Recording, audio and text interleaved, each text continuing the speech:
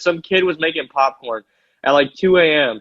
and then there was a fire alarm. Dude, and a kid ran out wearing a towel.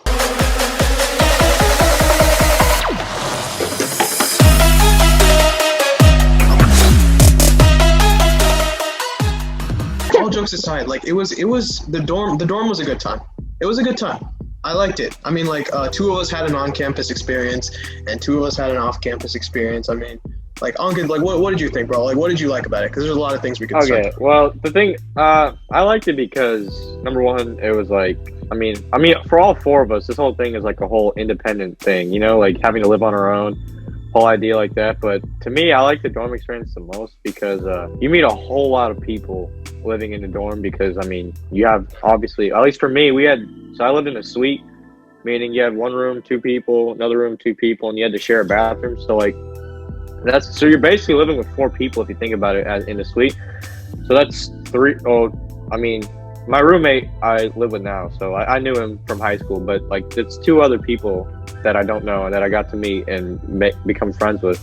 But additionally, in my dorm, I was part of an LLC, a living learning community, and this one was based on like becoming a better leader or a better person, stuff like that. And through that, I made a lot of friends because obviously you're with a lot of people and you have to know these people and become better, like more acquainted with these people. And so because of that, I made a lot of friends that I still talk to this day, still hang out to this day, even obviously throughout this whole pandemic thing, I still talk and it was a good time. Hang out with a lot of these people. It was a good time. I mean, like, the thing is, another addition to the dorm experience is like, there's like a lot of like amenities, sort of like mini amenities. Like there's like game rooms and stuff. Like if it's like a common area, there's like game rooms. I mean, obviously this was before whatever's happened.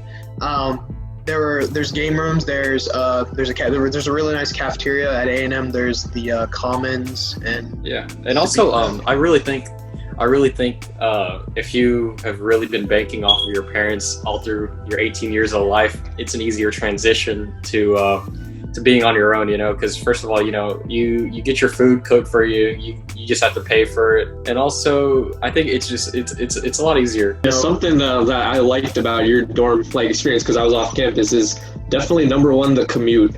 I definitely like the quality of living off campus, but like even if it's slightly less on campus, the commute to classes, just to like all these like big gatherings of like whatever the groups, clubs, whatever it may be, is just like really convenient and easy. You don't have to like prepare for like an hour in advance or something, count on buses or traffic or anything. You just walk everywhere. That's pretty nice. I like that. Like bro, for real, had to get on a bus to just go get like lunch with us, like straight up. Like, yeah. That's how it was. And like it would be such a pain because they'd have to leave like 45 minutes ahead. Like getting to campus is a pain. That's like one of the main things. Convenience, being on campus as a freshman, especially when you're trying to like know everything, and when you're on such a big campus like A&M, it's like good to like stay on and like get the feel of it. See, I had a much easier time navigating it than these 2 did at first. Oh yeah, me and Nee, like I don't know, it took us way longer to get used to the directions on campus. Bro, because everything was the same. But to make the case for like off-campus living, I think, you know, for one, the biggest reason why you would want to stay off campus instead of dorming is, of course, like the prices that you'd be paying. You know, it's almost half the price of living in dorm rooms. Like, well, see, actually, that depends. You're also like 30 hours away from campus. How about that? No, like to me, well, I guess it all depends on where you live, because now, obviously, most dorms are generally a bit more expensive than most apartments and stuff, but like depending on the area in College Station or in whatever city or school is that you're living in, you can find deals that definitely are good for you and in terms of your financial situation, stuff like that. So I'm not sure that per se that the money wise it's a like huge difference, but because I mean you can find ways to find cheaper deals on dorms or cheaper deals on apartments and stuff like that. So I'm not really sure. Well, how about this? Here's another case. If you don't enjoy constantly moving, then go ahead and get an apartment freshman year. I know Rishi, you know, he stayed there for 2 semesters, and then next thing you know, he has to pick up and move to another apartment, and then he signs a 1-year lease, and then he has to pick up and move to another apartment. Like, if you had just found a nice place to stay to begin with, all you had to do is sign a lease for throughout college and just stay there, dude. He's speaking facts. I mean, like, obviously you can't, like, this whole, like, dorm experience we're talking about is predominantly for freshmen. Once you know what campus It's not, is. it's not predominantly for freshmen. If you want, you can. I know people that are like juniors and they still live in a dorm, so it's not predominantly for freshmen. Your preference. Yeah, it's really per preference, but The big reason if you I want think, to, you can stay in a dorm until you graduate, but most people prefer not to. I think like you were saying, Neil, like I think it's good, like off-campus benefit is like you can actually afford to like put your roots down and actually like build something up, like your room however you want it, like if you're staying there long term, because like the dorm and like the apartment hopping, like with the leases 1 year, like you can't you can for a certain extent like make it your own, but like you can't really do that long term. Let's say you go to a college where you don't know anybody, right? And you want to live. The reason that I'm saying that the dorm experience is like important for freshmen is like, let's say you don't know anyone there. Let's say your friends don't go to that college. What are you gonna do? Are you gonna live with some like random person, like 30-year-old man off campus? Like what? That's gonna be creepy. You don't want to do that. Right, like you want to make if you're trying to make friends and you're trying to like have that first year actual college experience, the dorm is 200% the way to go for convenience, food, late night with the friends, and like it's just a good time. Yeah, it's all fun and games until you have absolutely no type of privacy, bro. Let me tell you, right? If there's one thing I don't like about the dorm, I mean, but like this is something like most people can get used to. There are some very rare experiences where if you have a very, very bad food experience and you need to do your business and the bathroom's taken, you have to run around circles to find one because it's not fun. Yeah. It's not fun. But like it has its own advantages. I mean, there's study rooms. That's another big thing. There's convenience for the students related to academics, like right outside. I know where I stayed.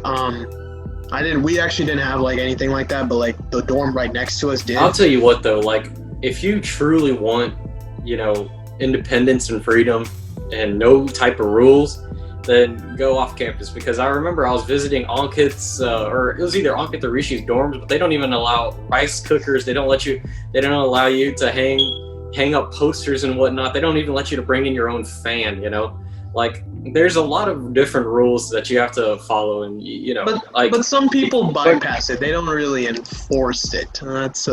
That's just another obstacle. Like, even though it's not enforced, you still got to deal with that. Okay, no, but the Wi-Fi in the dorms are surprisingly It's really good. Yeah, it's they're really good. Really good. Hey, let me tell you something. It's all fun and games until you're woken up at 3 in the morning by the fire department because someone wanted to make a bag of popcorn. Okay.